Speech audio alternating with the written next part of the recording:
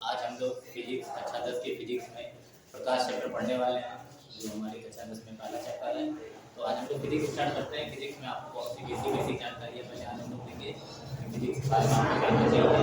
फिर उसके बाद हम अपना चैप्टर स्टार्ट करते हैं। माइक आवाज आ रही है?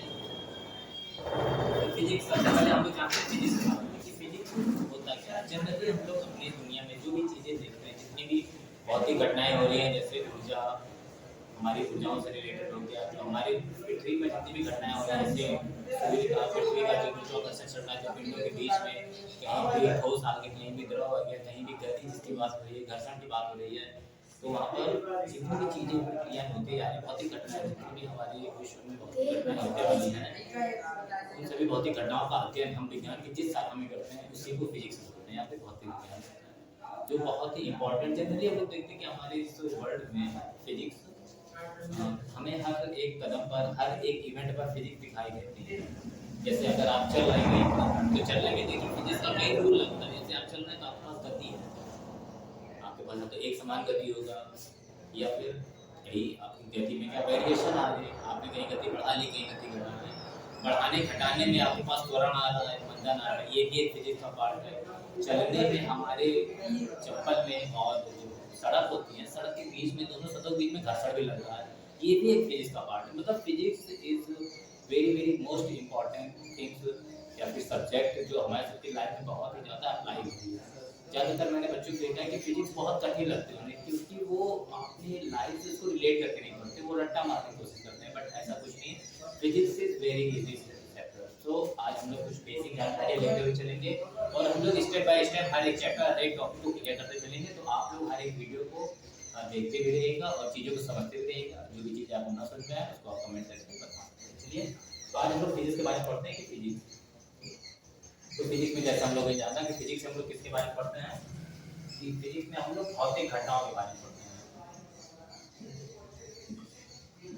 ठीक है, तो फिजिक्स में हम लोग किसके बारे में पढ़ते हैं? फिजिक्स हमारे इस विश्व में होने वाली भौतिक घटनाओं के बारे में पढ़ते हैं। फिजिक्स में भी कई तरह की फिजिक्स आ जाती है।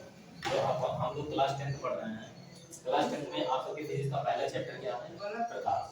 क्या हमें प्रकाश के बारे में पढ़ना है? तो प्रकाश के बारे में अगर हम लोग जनरली पढ़ते हैं तो प्रकाश क्या होता है? प्रकाश एक बहुत से साइंटिस्ट है, प्रकाश के बारे में जैसे न्यूटन, आइंस्टीन, हाइगेंस, इन सभी लोगों ने प्रकाश के बारे में बोला। न्यूटन ने कहा था कि जो प्रकाश होता है वो कणों के रूप में चलता है।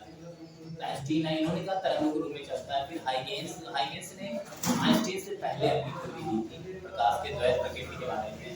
उन्होंने कहा कि प्रकाश जो है कणों, तरंग सब रूप में चलता है। फिर आइंस्टीन ने उसको तरंगों के रूप में लिया कि ऐसा नहीं है, कि उन्होंने कहा था कि जो न्यूटन बाबा कह रहे हैं कि कणों रूप में चलता है वो रॉन्ग है, तरंग के रूप में चलना चाहिए। बाद में जब सभी साइंटिस्ट को लिया गया, धीरे धीरे प्रकाश के बारे में अध्ययन किया गया, तो हमें कई चीज़ें जानकारी पता चली। फिर बाद में जब संगठन समिति होती है बैठे, उन्होंने ये डिसीजन या साइंटिस्टों की जो समिति होती है उन्होंने डिसीजन लिया कि भाई चाहे आप प्रकाश को कणों के रूप में लें और चाहे तरंगों के रूप में लें, आपका क्या आएगा, दोनों प्रकृति सेम आएगी, या फिर दोनों का अध्ययन आप उसी रूप में कर सकते हैं। आप जिस रूप में प्रकाश को देखते हैं उसी रूप में कर सकते हैं। ठीक है, तो प्रकाश का जो लास्ट कंक्लूजन लिखा कि प्रकाश क्या होता है, तो प्रकाश ऊर्जा का एक स्रोत है। तो जो हमको सबको आज पढ़ना है, जो आप सबका चैप्टर है वो है प्रकाश। प्रकाश मतलब लाइट। ठीक है, तो इन्होंने क्या बताया कि प्रकाश होता है ऊर्जा का स्रोत होता है। प्रकाश क्या है? ऊर्जा का स्रोत है, जो छोटे छोटे ऊर्जा के मंडलों के रूप में होता है। प्रकाश जो है वो ऊर्जा के छोटे छोटे मंडलों के रूप में होता है, और इन्हीं मंडलों को हम लोग क्या बोलते हैं? इन्हीं छोटे छोटे मंडलों को हम लोग फोटॉन बोलते हैं। तो अगर कोई पूछे कि प्रकाश किसे कहते हैं, तो कहेंगे प्रकाश ऊर्जा के छोटे छोटे मंडलों के रूप में होता है, और इन मंडलों को हम लोग फोटॉन कहते हैं। और फोटॉन की जो एनर्जी होती है वो h²। यहाँ पे h क्या है? एक प्लांक कांस्टेंट है, प्लांक में था, जिसके बारे में हम लोग धीरे धीरे आगे पढ़ेंगे, अभी आएगा तो डिस्कस किया जाएगा इसके बारे में। तो प्रकाश के बारे में समझेंगे। प्रकाश छोटे छोटे मंडल के रूप में देखते हैं, जहाँ पर प्रकाश एक छोटे छोटे जो बंडल होते हैं उन्हीं बंडल्स को फोटॉन कहते हैं। ठीक है, प्रकाश में हम लोगों ने, आपने देखा होगा जनरली प्रकाश में कई चीजें आपको प्रकाश में देखने मिलती है। जैसे अगर आप लोग जनरली लाइट को देखिए, जब प्रकाश की किरणें या फिर सूर्य की किरणें हमारे आंखों पर पड़ती है, जनरली लोगों को लगता है कि सूर्य की किरणें हमारे आंखों पर पड़ी और हमने वस्तुओं को देखा है, सामने वाले लोगों को देखा, लेकिन ऐसा नहीं है। जनरली प्रकाश जो होता है, जब सूर्य की किरणें आती है वो सामने की वस्तु पर पड़ती है, वहां से फिर परावर्तन की क्रिया होती है और वो हमारी आंखों पर पड़ती है, जिसकी वजह से हमें वो वस्तु दिखाई देती है। क्योंकि अगर जनरली आपके आंख पर कोई रोशनी मारते तब आप दूसरे वस्तु को नहीं देख पाते हैं, आपकी आंखें क्या सिकुड़ जाती हैं, आप अपनी आंखों को बंद कर देते हैं। तो यहीं पर देखना है कि जो प्रकाश होती है हमें कोई वस्तु कैसे दिखाई देती है, सामने वाली वस्तु पर प्रकाश पड़ता है, वहां से परावर्तन की होती है, जिसकी वजह से या फिर उस वस्तु में चमक आ जाती है। जैसे आपने पढ़ा होगा प्रदीप्त और अदीप्त वस्तु में, ठीक है। जैसे दीप्त या अदीप्त वस्तु में, ये कैसी वस्तु है, ऐसी वस्तुएं जिनमें प्रकाश उत्पन्न, जिसमें प्रकाश उत्पन्न होती है या फिर जिनमें चमक होती है, उन्हें प्रदीप्त वस्तुएं कहते हैं। जैसे अगर प्रदीप्त वस्तुओं की बात करें तो इन्हें क्या होता है, प्रदीप्त वस्तुएं ऐसी वस्तुएं जिनमें चमक होती है, जिनमें चमक उत्पन्न होती है, ऐसी वस्तुएं जिनमें चमक उत्पन्न होती है उन्हें प्रदीप्त वस्तुएं कहते हैं। और अदीप्त वस्तुएं ऐसी वस्तुएं जिनमें चमक नहीं उत्पन्न होती है, इन्हीं का अपोजिट होती है, जिनमें चमक नहीं उत्पन्न होती है,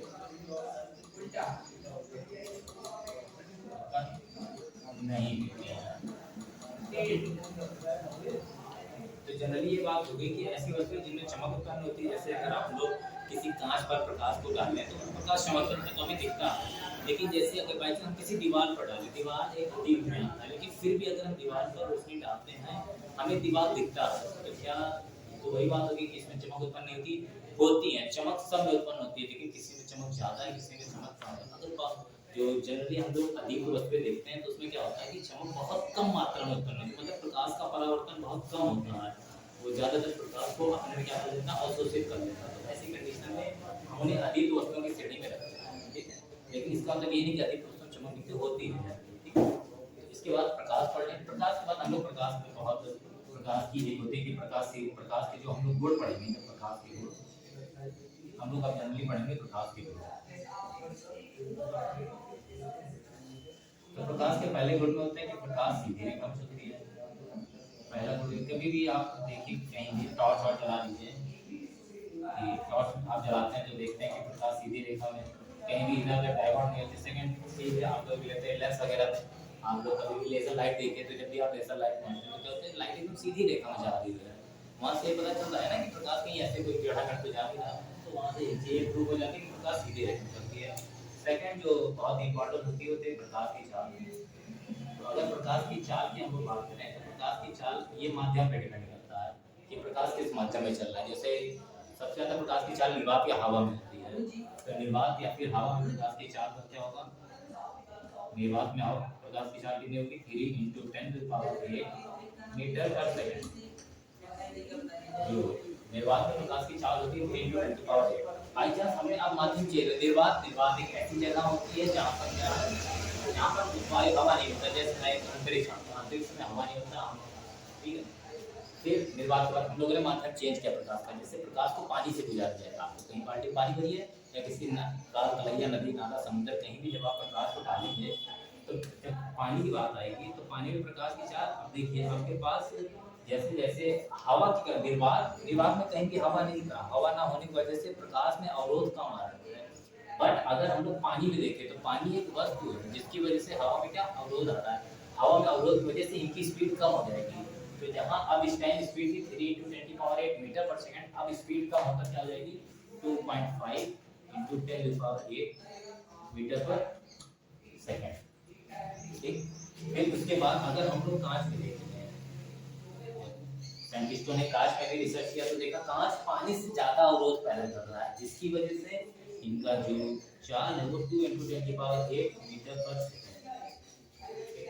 तो इस तरह आप लोग इसको नोट कर लीजिएगा, ये बहुत इंपॉर्टेंट है। इन सब में सबसे इंपॉर्टेंट ये है कि निर्वात में प्रकाश की चाल, जिसे हम लोग सी से प्रदर्शित करते हैं, जो प्रकाश की चाल होती है उसे हम लोग सी से प्रदर्शित करते हैं। आपके फिजिक्स में कहीं भी प्रकाश की चाल अगर सी की वैल्यू नहीं दी गई है तो आपको जनरली ये याद रखना पड़ेगा, इसको याद कर लीजिएगा, ताकि न्यूमेरिकल में बहुत से न्यूमेरिकल होते हैं कि उसमें सी का मान नहीं देते हैं, ठीक है। चलिए आगे की क्लास हम लोग कल करेंगे। Thank you. जो भी चीज़ समझ में आए उसके लिए आप लोग कमेंट कर दीजिएगा, या फिर आगे क्लास हम लोग पढ़ेंगे आगे क्लास। कल हम लोग प्रकाश के परावर्तन की बात करेंगे, जो हमारा प्रकाश का पहला टॉपिक है। ठीक है, थैंक यू क्लास।